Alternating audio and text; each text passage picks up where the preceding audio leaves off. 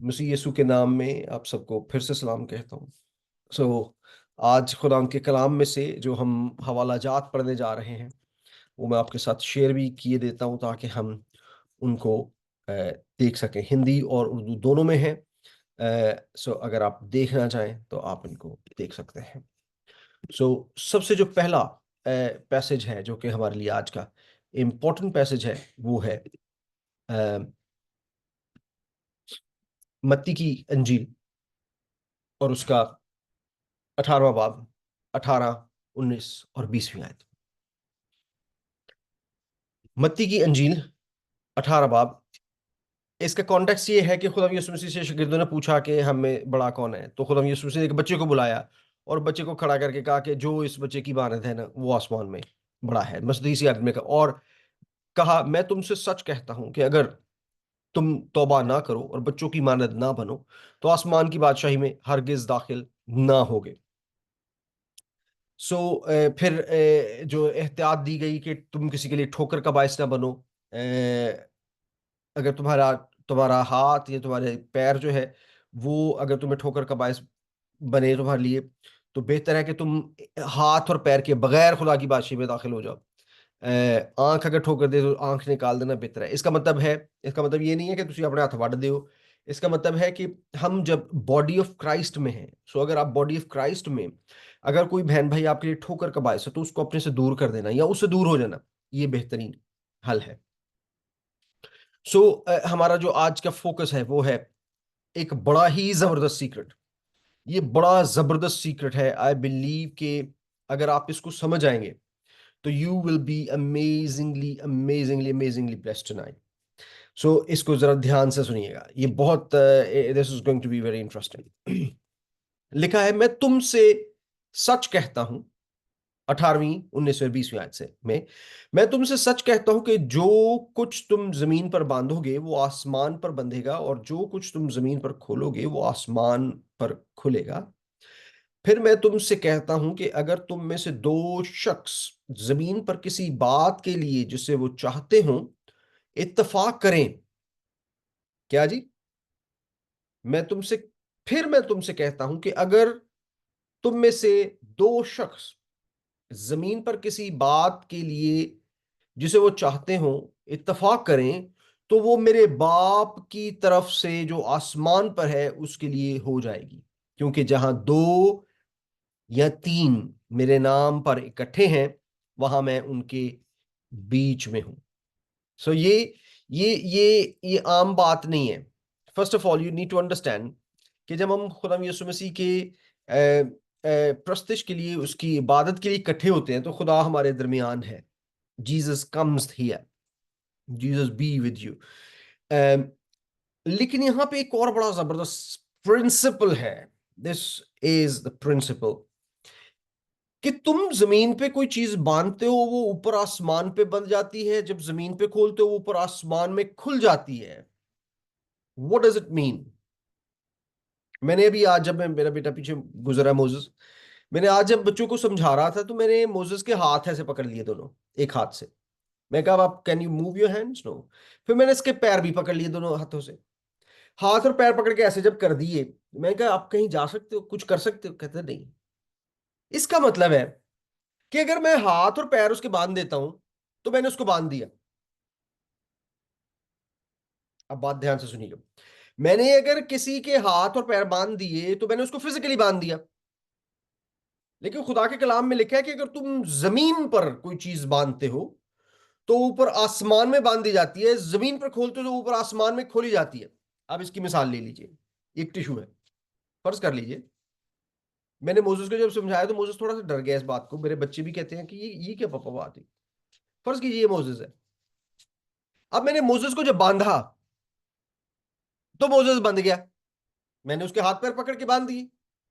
लेकिन जब मैंने टिश्यू लिया और मैंने टिश्यू को बांधा तो क्या मैंने मोसेस को बांधा? नहीं, मैंने तो टिश्यू को बांधा। इसका मतलब है, अब आप बात को पे अटेंशन। जब मैंने जमीन पर टिश्यू को बांधा तो ऊपर आसमान में टिश्यू बंध गया। इसका मतलब है कि मुझे मोसेस को एक्चुअली पकड़ के बांधने की जरूरत नहीं है। I can tie him somewhere else as well.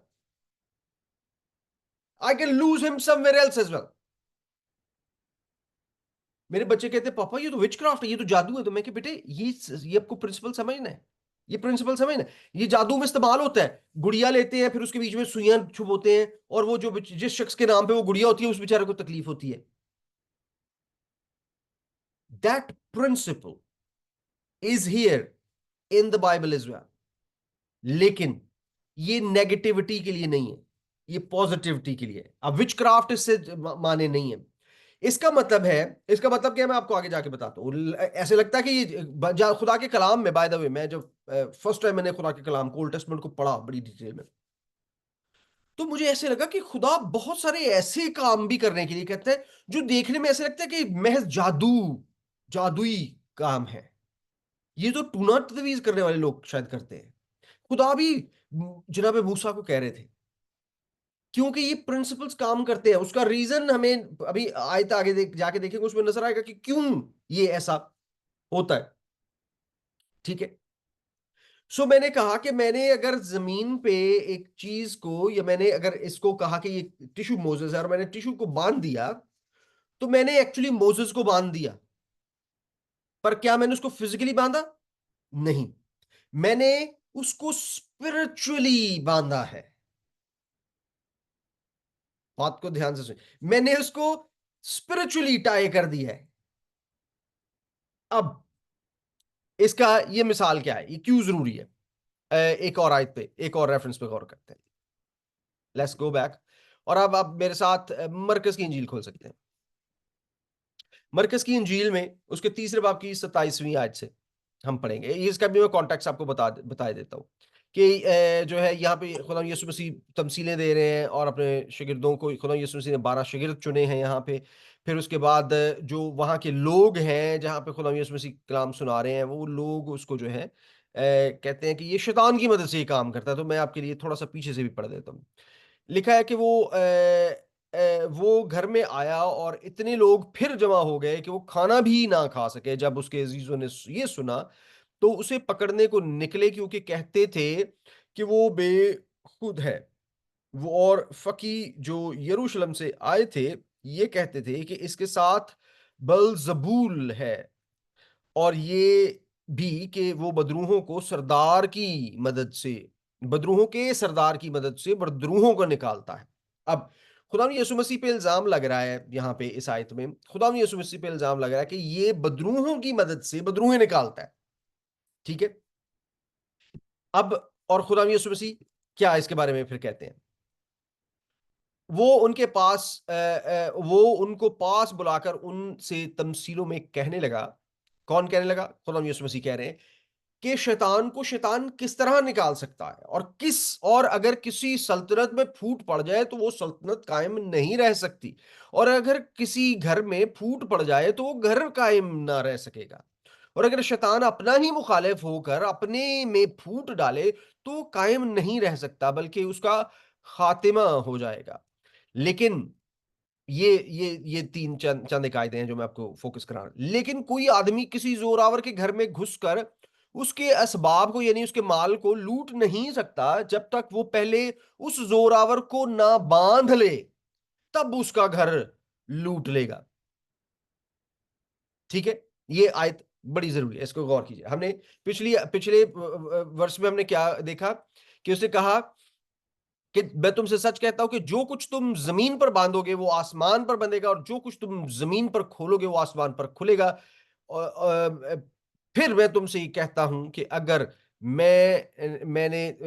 तुम में से दो शख्स जमीन पर किसी बात के लिए जिसे वो चाहते हो इत्तेफाक करें, तो मेरे बाप की तरफ से, किसकी तरफ से? बाप की तरफ से, आसमान पर, जो आसमान पर है उसके लिए हो जाएगा।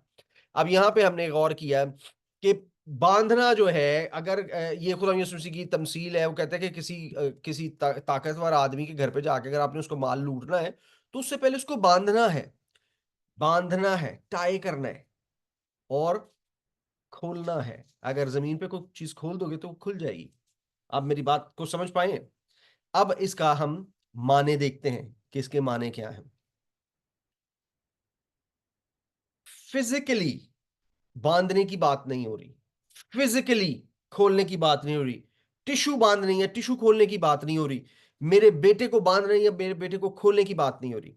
यहां पे खुदा एक प्रिंसिपल बता रहा है। इसका मतलब है कि दिस एक्चुअली एग्जिस्ट्स, ये एक्चुअली है कि जमीन पर आपकी बरकतें, इसका मतलब है कि आप, एक तो मैं जमीन पर यहां पर मौजूद हूं, एक मेरे लिए हेवनली रेल्म्स भी हैं। इन्हीं इन्हीं चैप्टर्स में लिखा हुआ है कि अगर तुम, मैं आपको फिर से दिखाई देता हूं मरकस में।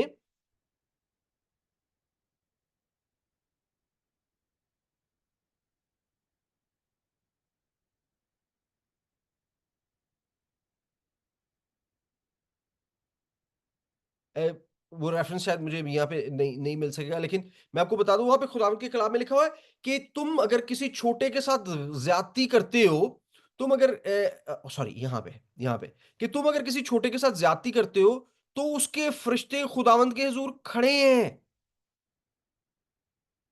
उन उन उसके फरिश्ते खुदावंद के हुजूर वहां पे खुदा के हुजूर खड़े हैं, लिखा है। लेकिन जो कोई इन छोटों में से जो मुझ पर ईमान लाए लाए हैं, किसी को ठोकर खिलाते हो, इसलिए कि ये उसके लिए ये बेहतर है कि बड़ी चक्की का पाट उसके गले में लटकाया जाए और वो गहरे समंदर में डुबो दिया जाए। ठोकरों के सबब से दुनिया पर अफसोस है, क्योंकि ठोकरों का होना जरूर है, लेकिन उस आदमी पर अफसोस जिसके बायस से ठोकर लगे। बस अगर तेरे हाथ या तेरे पांव तुझे ठोकर खिलाए, तो उसे काट कर अपने पास से फेंक दे। टुंडा या लंगड़ा होकर जिंदगी में दाखिल होना तेरे लिए इससे बेहतर है कि दो हाथों या दो पांवों के साथ तू हमेशा की आग में डाला जाए। और अगर तेरी आंख तुझे ठोकर खिलाए, तो उसे निकाल कर अपने पास से फेंक दे। काना काना काना होकर जिंदगी में दाखिल होना तेरे लिए इससे बेहतर है कि दो आंखें रखता हुआ तू आतिश जहन्नुम में डाला जाए। खबरदार, उन छोटों में से किसी को ना चीज ना जानना, क्योंकि मैं तुमसे कहता हूं कि आसमान पर उनके फरिश्ते, किनके फरिश्ते? वो छोटों के फरिश्ते, आसमान पर उनके फरिश्ते मेरे आसमानी बाप का मुंह हर वक्त देखते हैं। अब इस आयत को देखिए, आप कहेंगे यार है भाई भाई साहब ने कोई नवी गाल सुनाती है। नवी बात अभी खुदा कलाम में मैं आपके सामने पढ़ रहा हूं, मत्ती 18 बाब 10 ऐसे पढ़, खबरदार उन छोटों में से किसी को ना चीज ना जानना, क्योंकि मैं तुमसे कहता हूं कि आसमान पर इन फरिश्तों, इन उनके फरिश्ते मेरे आसमानी बाप का मुंह हर वक्त देखते हैं। ये पॉइंट आपको मेरा मेरा प्रिंसिपल बयान करने लगा, इस प्रिंसिपल को समझिएगा। एक तो मैं यहां पर मौजूद हूं, फिर उसके बाद मैं, मेरी इंप्लीकेशंस रेल्म, हेवनली रेल्म्स में भी हैं, मेरी आसमानी मकामात पे भी कोई स्टैंडिंग मौजूद है। कोई छोटा शख्स भी जो है, उसके भी फरिश्ते आसमान पे खुदावंद की शक्ल देख रहे, खुदावंद की तरफ देखते रहते। सो आप अगर किसी छोटे को सताते हो, तो उसके फरिश्ते खुदावंद को आपकी शिकायत कर सकते हैं। ठीक है, इसका मतलब है कि खुदावंद के हुजूर वो छोटा बंदा भी जो है, उसके भी फरिश्ते वहां पे मौजूद है। इसका मतलब जो मैं आपको जो समझाना चाहूं वो ये है कि हमारा डबल इंप्लीकेशन है, एक फिजिकल इंप्लीकेशन है और एक स्पिरिचुअल इंप्लीकेशन है। एक हम फिजिकली अपने मामलात को ठीक कर सकते हैं और स्पिरिचुअली अपने मामलात को ठीक कर सकते हैं। इसका मतलब है कि जब मैंने बांधने वाली आपको मिसाल दी, आप देख रही है उसके एग्जैक्टली उन्हीं चंद आयतों के बाद, उन्हीं आयतों के बाद यहां पर वो मिसाल मौजूद है। यहां पे आप देख रहे हो कि उनके फरिश्ते मेरे आसमानी बाप का मुंह देखते हैं। क्या तुम क्या समझते हो कि अगर किसी आदमी की 100 भेड़े हो, तो वो भेड़े यानी एक को ढूंढने नहीं चले? फिर ये लिखा है कि अगर तेरा भाई नाराज हो जाए तो कैसे उसको मना। फिर 18वीं आयत में, मैं तुमसे सच कहता हूं कि जो तुम जमीन पर बांधोगे आसमान पे बन जाएगा, और जो जमीन पर खोलोगे आसमान में खुल जाएगा। इसका मतलब है कि there is spiritual side to everything, there is spiritual side to everything. अब मैं आपको इसका रेफरेंस देने लगा हूं कि ये बात मैं क्यों और कहां से कर रहा हूं, और मैं अपने को तो कहानियां सुना रहा है। इफ्सियों का खत खोले, पौलुस रसूल का खत इफ्सस की कलीसिया के नाम, 6 बाब और उसकी 12वीं आयत, बल्कि 10वीं से पढ़ देता हूं आपकी। गर्ज खुदावंद में और उसकी कुदरत के जोर में मजबूत बनो। खुदावंद के सब हथियार बांध लो ताकि तुम अबलीस के मंसूबों का मुकाबला में कायम रह सको। अब मेरी बात को ध्यान से सुनिएगा। अबलीस मेरे ना कोई मीटिंग तो नहीं होती इबलीस दी, मुझे नहीं पता कि वो मेरे खिलाफ कोई मंसूबे बांध रहा है, लेकिन बाइबल आपको बता रही है कि अबलीस आपके खिलाफ मंसूबे बांध रहा है, आपके खिलाफ वो प्लानिंग कर रहा है, वो आपके खिलाफ अपनी हथकंडे इस्तेमाल करता है। क्यों? क्योंकि मुझे बाइबल बता रही है, लिखा हुआ है, लिखा है गर्ज मैं तुमसे गर्ज खुदावंद में उसके उसकी कुदरत के जोर में, उसकी कुदरत के जोर में मजबूत बनो। खुदावंद के सब हथियार बांध लो ताकि तुम अबलीस के मंसूबों का मुकाबला में कायम रह सको। इसका मतलब है कि अबलीस मंसूबे बांधता है हमारे बारे में और हमें उसके मुकाबला में कायम रहना। क्योंकि हमें 12वीं आयत, क्योंकि हमें खून और गोश्त से कुश्ती नहीं करना, क्योंकि हमें खून और गोश्त से कुश्ती नहीं करनी। हमारी लड़ाई खून और गोश्त की है ही नहीं है। वाओ, वाओ, इट मींस पौलुस रसूल कहते हैं मैं अच्छी दौड़ दौड़ चुका, मैंने अपनी कुश्ती लड़ ली। वो कितने कुश्तियां कर रहे हैं? स्पिरिचुअल, रूहानी जंग चल रही है, और ये आपकी और मेरी रूहानी जंग चल रही है, जारी है, कायम है। You have to know that. अगर आप कहो, जैसे कबूतर है, कबूतर की जो बिल्ली पकड़े जाती है तो कबूतर क्या करता है? आंखें बंद कर लेता है, तो बिल्ली दौड़ जाती है? नो, बिल्ली खा जाती है उसको। आप अगर आंखें बंद कर लेंगे मेरे बहन मेरे भाई, तो जंग नहीं खत्म होनी। आप अगर समझेंगे कि कोई मंसूबे नहीं बना रहे अबलीस, कोई कुछ नहीं हो रहा, तो इसका मतलब ये नहीं है कि अबलीस नहीं मंसूबे बना रहा, मंसूबे बना रहा है। लिखे, और तुम खुदावंद के सब हथियार बांध लो, उसकी कुदरत के जोर में मजबूत बनो, क्योंकि हमें खून और गोश्त से कुश्ती नहीं करना, बल्कि हुकूमत वालों और इख्तियार वालों और इस दुनिया की तारीकी के हाकिमों और शरारत की उन रूहानी फौजों से जो आसमानी मुकामों में हैं। इस वास्ते तुम खुदा के सब हथियार बांध लो ताकि बुरे दिन में मुकाबला कर सको और सब कामों को अंजाम देकर कायम रह सको। अल्टीमेट ऑब्जेक्टिव क्या है? कायम रह सको, so you can stay firm, मजबूत रह सको। लेट्स सी इंग्लिश में भी इसको इसको इस रेफरेंस को इंग्लिश में भी खोल के देखते हैं कि इंग्लिश में ये रेफरेंस क्या कहता है। लेट्स सी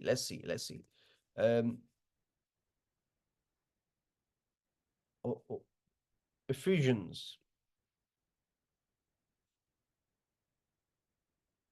ये बहुत जरूरी है। ये देखें, ये हम वही बात मैंने आपसे कही कि अगर आप आंखें बंद कर लें और कहें कि कोई कुछ नहीं हो रहा, तो मेरे भाई मेरे बहन, ये आपका कोई मसला हल नहीं होना इससे। लिखा हुआ है, finally my Brethren B strong in the Lord and in the power of his might, put on the whole armor of God that ye may be able to stand against the wiles of the devil.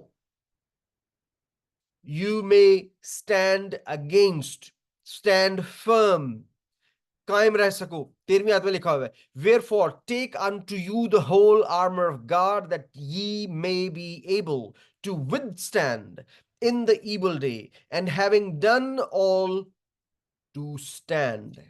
क्या क्या कर सको आप? कायम रह सको। क्या कर सको? कायम रह सको।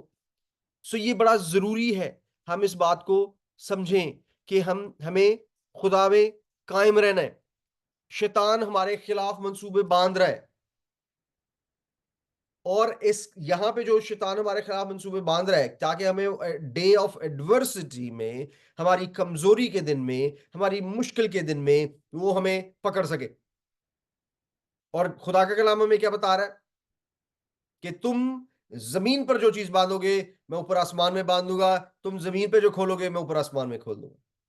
What does it mean? It means कि शैतान हमारे खिलाफ जो मंसूबे कर रहा है, हम उन मंसूबों का तोड़ कर सकते हैं।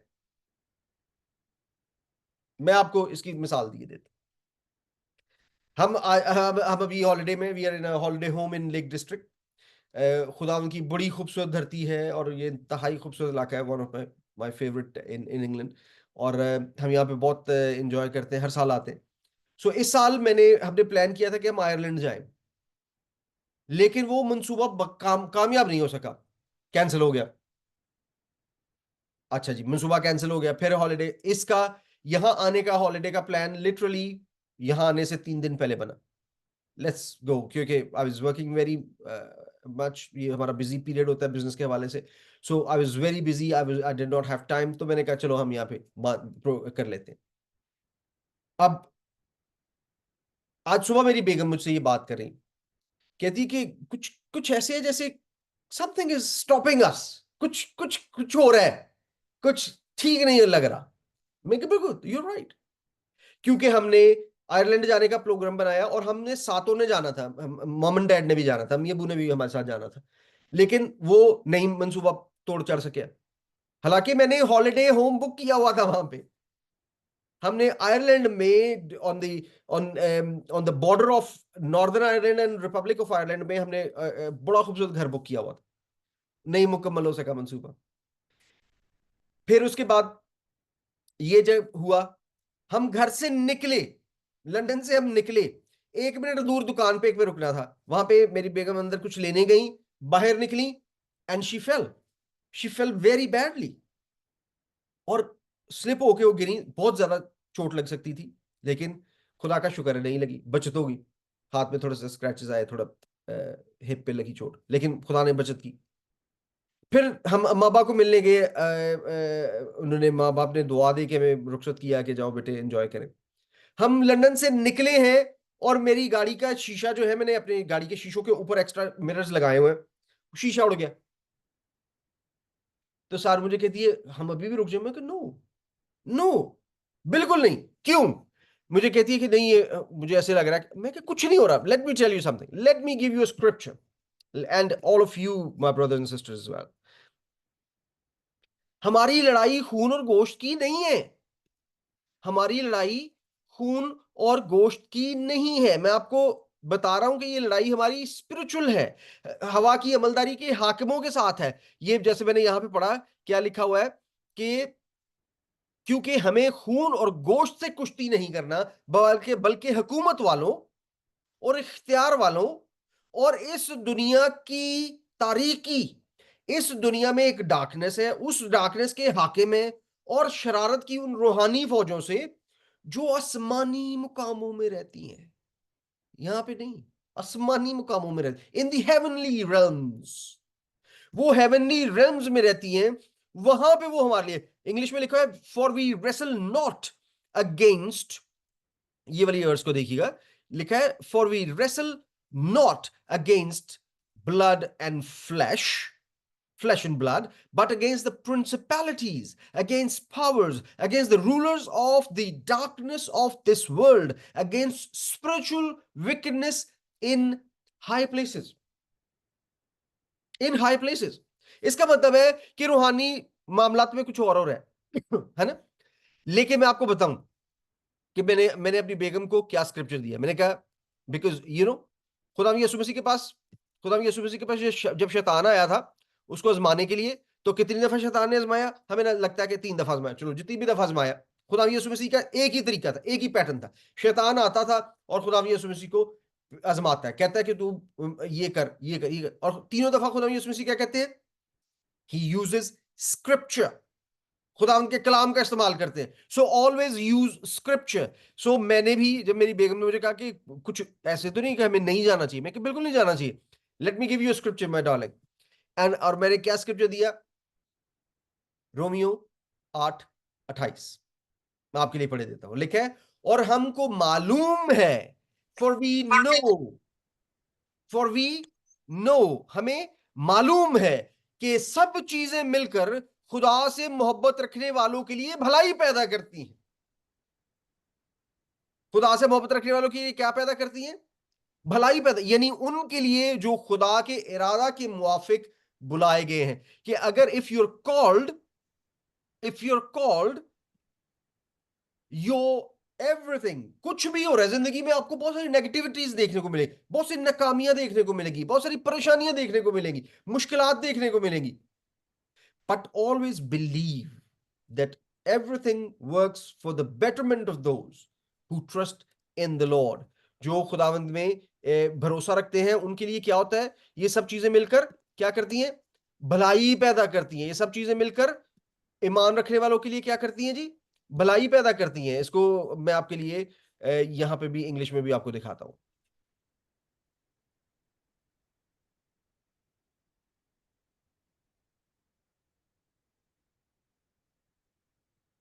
ओ oh, where did it go, Romeo, Romans 8:28, let's see, it says in English, share जी, and we know, and we know लिखा हुआ क्या, और हमें पता है। वो नो किस बात के लिए कहते हैं, जिसका हमें पता होता है। लिखा है कि and we know that all things work together, सब चीजें मिलकर टुगेदर फॉर द गुड और to them that love God, जो खुदा से प्यार करते हैं उनके लिए भलाई पैदा करती हैं। To them who are called according to his purpose, और जो उसके मंसूबा में बुलाए गए हैं। और मैं आपको एक और स्क्रिप्चर इसके दे देता हूं कि हम बुलाए क्या, कब से गए हैं। खुदा हमें क्या बताता है कि हम कब से बुलाए गए हैं। अगर आप मेरे साथ इफसियों एक बाब उसकी चौथी आयत देख लीजिए, एक इफसियों 1:4 लिखा हुआ है, चुनाचे हमने, उसने हमको बनाए आलम से, क्या लिखा हुआ है, और मैंने क्या कहा कि जी अब सब चीजें मिलकर हमारे लिए क्या करती है, भलाई पैदा करती हैं। किन के लिए भलाई पैदा करती हैं, जिनको खुदा ने, लिखा हुआ है 8:28 में लिखा हुआ है कि जो who are called according to his purpose, जो उसके मकसद के लिए बुलाए गए हैं, जो उसके काम के लिए बुलाए गए हैं, जो उसकी खिदमत के लिए बुलाए गए हैं, अकॉर्डिंग टू हिज पर्पस। और पर्पस हमारा, हम कब से बुलाए गए हैं, खुदावंद का कलाम हमें क्या बताता है, इफसियों 1:4 में लिखा हुआ है, चुनाचे उसने हमको बनाए आलम से पेशतर उसमें चुन लिया, ताकि हम उसके नजदीक मोहब्बत में पाक और बेऐब हों। उसने कब से हमें चुना है जी, फिर से गौर कीजिए, उसने कब से हमें चुना है, बनाए आलम के पेशतर से। He has chosen us from the foundation of the earth. You are not common people. You are very special people. You are chosen people of God. You are called people of God. You are sanctified. और एक और आपको scripture दे देता हूं, always love scripture, खुदा के कलाम से मोहब्बत रखें आपको। This is my personal way as well. मैंने आपको क्या बताया कि खुदा यीशु मसीह ने, जब शैतान ने उसको आजमाया, तो खुदा यीशु मसीह ने भी क्या किया, स्क्रिप्चर हर दफा खुदा के कलाम का सहारा लिया। और ये मैं आपके लिए खोले देता हूँ। और खुदा का कलाम में अभी हमने एफसीओ 1:4 में क्या देखा कि उसने हमें बनाए आलम के पेशतर से चुन लिया हुआ है ना। और यहाँ पे आप देखिएगा 15वीं आयत में लिखा है, नहीं पीछे चले 13वीं आयत से देखते हैं।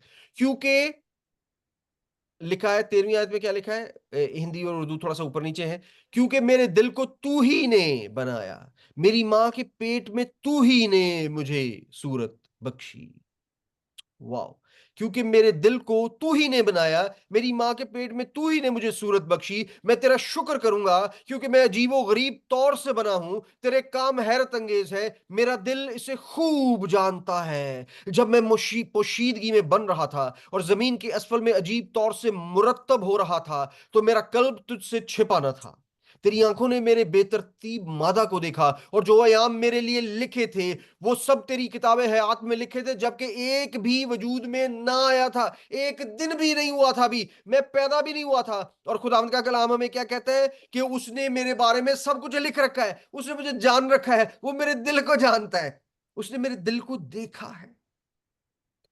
जब बच्चा माँ के पेट में बनना शुरू होता है ना, तो वो स्पर्म और एग जब मिलते हैं, तो वो छोटा सा खून का इतना सा, बिल्कुल कभी अंडा तोड़ते हैं तो बीच में एक छोटा सा रेड सा डॉट नजर आता है ना, उतना सा डॉट होता है बच्चा, और वो फिर बनना शुरू हो जाता है। और सबसे पहले पता क्या चीज बनती है, दिल, हार्ट। और आप देखोगे कि वो छोटा सा जो ब्लॉब सा भी होता है ना, गोश्त का टुकड़ा सा भी, उसमें भी कोई चीज ऐसे ऐसे ऐसे हिल रही होती है, वो जो हिल रही होती है वो दिल होता है। कहता है खुदाया तूने मेरे दिल को देखा है। So he knew you, he knew you, you are part of his divine plan, you have been there from the foundation of the earth. सो इस धरती पे जब हम रहते हैं, मुश्किलें आती हैं, तो आप सोच लीजिएगा, इस धरती पे मसला हो सकता है, या फिर हायर हाई प्लेसेस में मसला हो सकता है, हेवनली रेल्म्स में मसला हो सकता है। और खुदा के कलाम का, स्क्रिप्चर का इस्तेमाल कीजिए। God has given you the authority. आप ईमान में मुत्तफिक हो सकते हैं अपने भाई के साथ, अपनी बहन के साथ, किसी दो लोग इकट्ठे ईमान में मुत्तफिक हो सकते हैं।